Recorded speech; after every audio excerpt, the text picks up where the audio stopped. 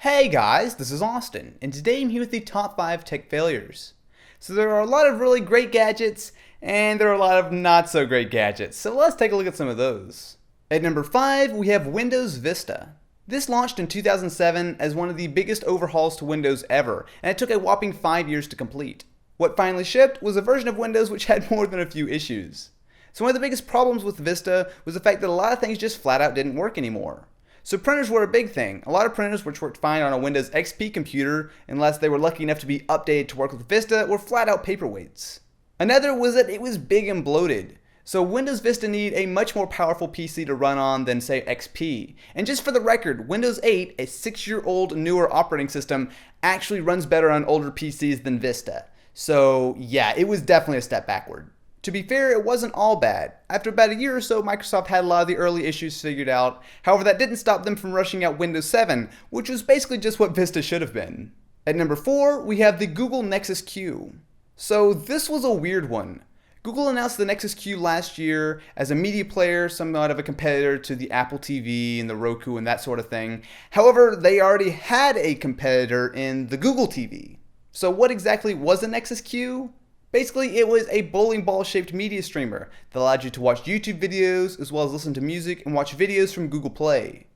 And that's about it. You had no Netflix, no Hulu, no way to watch your own files, nothing. Just YouTube and Google Play.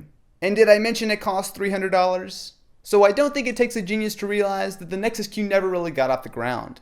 In fact, Google ended up canceling it before it even came out. And those few people who had pre-ordered the Nexus Q ended up getting them for free, and Google quietly let the whole thing just disappear. At number 3, we have Apple Maps. So to understand this one, put yourself in Apple's shoes. Ever since the iPhone came out, they have been relying on Google to supply Google Maps for the phone. However, as their new arch enemy, they decided that, hey, we should totally be able to make a new Maps app. We can stick it to Google and make something way better. At first, it looked really cool. So they showed off a mode called Flyover, which basically allowed you to fly around cities in a full 3D view, pinch, zoom, all of that stuff. And then it came out and people realized it was a massive downgrade. Compared to the old Google Maps, there was just a lot of stuff that was flat out missing. And to make things even worse, there was no way to downgrade back to using Google Maps as opposed to the new Apple Maps. To make things even worse, some things were just flat out wrong. So one entire town was marked as a hospital, and some landmarks just disappeared straight off the map. The first time I used it, I was meeting a friend for dinner, so I punched in the address into Apple Maps, and it proceeded to send me 20 minutes the wrong way before I realized that it had no idea where I was going. Oops. At number 2, we have the HTC First. After years of rumors that Facebook would be making their own phone, earlier this year they finally did it. Cool, right? Except it kind of wasn't. What they actually released was 2 different things. One was Facebook Home. Now this is something that you could download on your Android phone, and basically it would fully Facebookify it. And then there was the HTC First, which had Facebook Home preloaded. However, that was pretty much all it had going for it. Basically, you had the choice of either downloading a free app from the Google Play Store or buying a phone which did the exact same thing. Clearly a recipe for success. After a month on sale, they had sold a mere 15,000 HTC Firsts. Now to give you some context to that, during that same time, the Samsung Galaxy S4 sold 15,000 phones every hour. AT&T wasted no time in slashing the price of the First down to basically free. Other carriers around the world decided not to carry it, and after only a couple months, the HTC First was pretty much dead. At number 1, we have the Microsoft Xbox One. Guys, what were you thinking? I mean, I get it. The Xbox One was definitely made to be a very forward-thinking console where the discs really weren't as important as everyone doing download only, kind of like how Steam works today. However, the way they actually executed it, the way they talked about it, the way they showed it off, the way they just launched it in general was just an absolute disaster. So first, they show off the console and then immediately spend pretty much the entire rest of the time talking about how it works with TV. Television, TV, television. Television, TV. Then, once they finally showed off some cool games, got some people interested, they then announced that the price would be $500, $100 more than the PlayStation 4.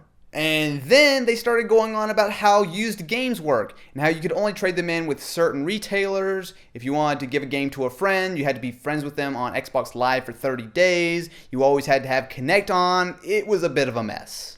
The funny thing is, all this would have probably blown over after a few months, had Sony not got up on stage at E3 and said, "Hey guys, you know all that stuff Microsoft's doing? Yeah, we're not going to be doing that."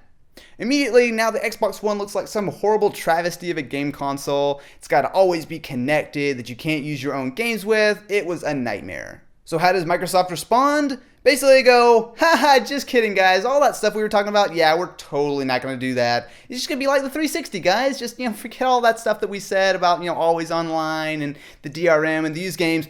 Nah, we were just joking, no big deal.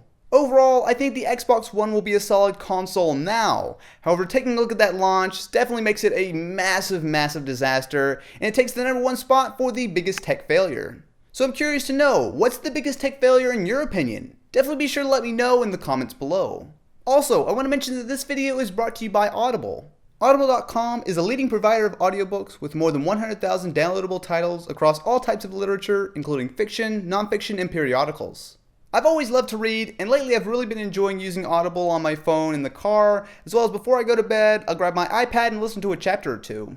Lately, I've been listening to A Fault in Our Stars by John Green, a fantastic book that I read last year that I've been re-listening to, if that's a word, lately with Audible. If you guys haven't tried Audible yet, all you need to do is go to audible.com/Austin to download The Fault in Our Stars or another book for free when you try Audible. It's an awesome service that I use all the time, so definitely be sure to go to audible.com/Austin and give it a shot. If you're interested in more, feel free to check out what to expect with the new Samsung Galaxy Note 3, and if you enjoyed, definitely be sure to leave this video a thumbs up and subscribe for more like this. Anyway guys, I will catch you next time.